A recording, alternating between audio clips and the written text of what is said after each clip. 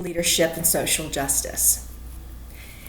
This week we're reading in Kahneman again and in the Another Way text, dealing with anxiety and suffering in our world today. The Kahneman book, chapter 2, opens with a discussion of Advent, and even though it is Lent and not Advent for us, I invite you to consider again our responses to fear as spiritual leaders. Yara, in the Hebrew, sometimes translated as fear, but really more like awe, that sense of wonder and humility. Perhaps we could see it as a Lenten discipline to enter into that presence of the Holy Mystery. Instead of living divided, what Parker Palmer called the divided life, living like this, keep back, protect oneself, what would it be like to enter into life, into vulnerability, and invite others to go with us in awe? We will talk on the discussion board about the anxiety of the world today and what that's like. We've been reading about the higher anxiety levels of children in the pandemic and particular ways that they are experiencing that kind of trauma.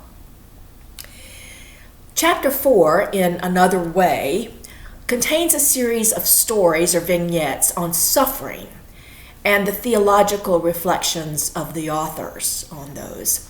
So we'll be reflecting on how our theology has shifted or how our own apertures have widened.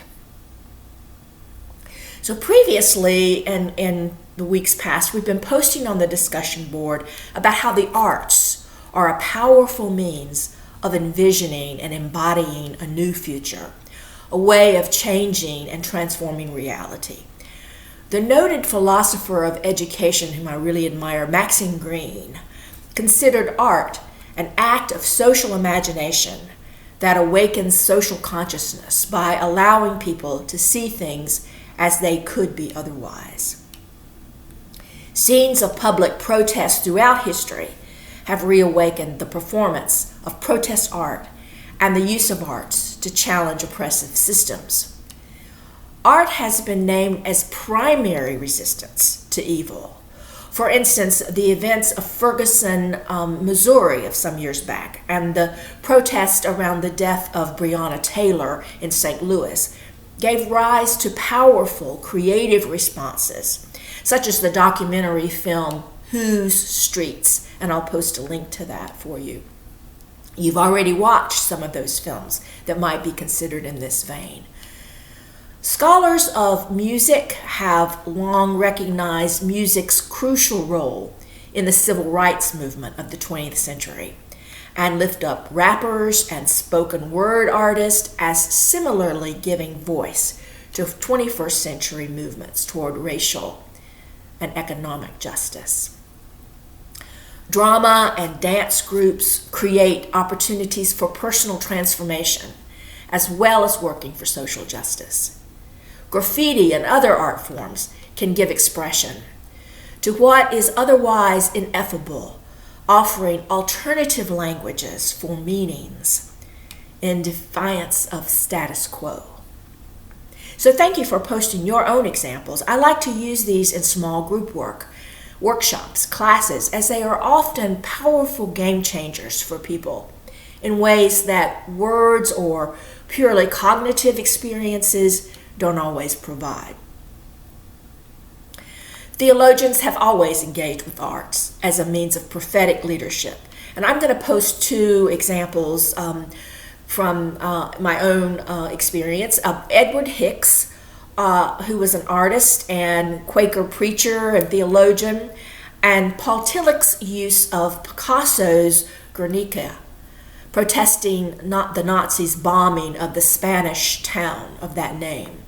So Edward Hicks from Bucks County, Pennsylvania, painted multiple versions of this scene from Isaiah's prophecy, the lion shall lay down with the lamb, in the 18th century. Some say over 100 versions of this.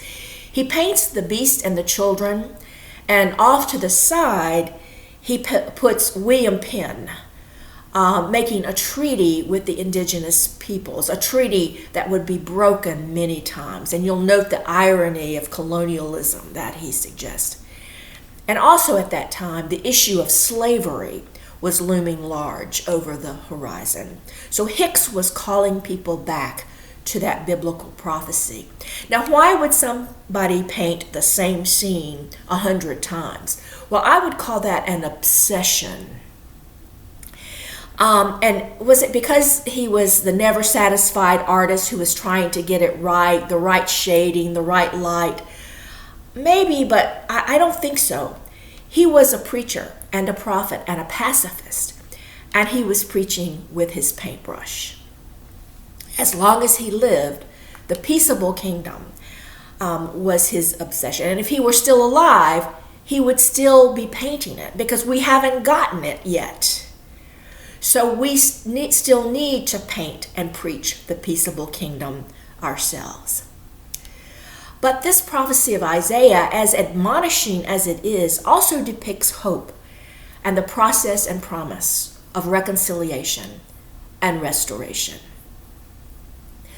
Paul Tillich, a renowned theologian of the 20th century, whom you will read about this week in the Kinnaman text, introduced the idea that culture and religion are within each other.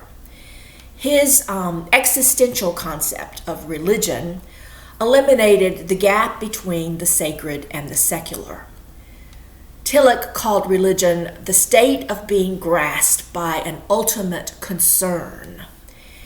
In turn, he said culture was the form of religion, which across history expresses intimate movement of the soul as art. To this end, Tillich famously referred to Picasso's Guernica as the greatest Protestant painting after 1900.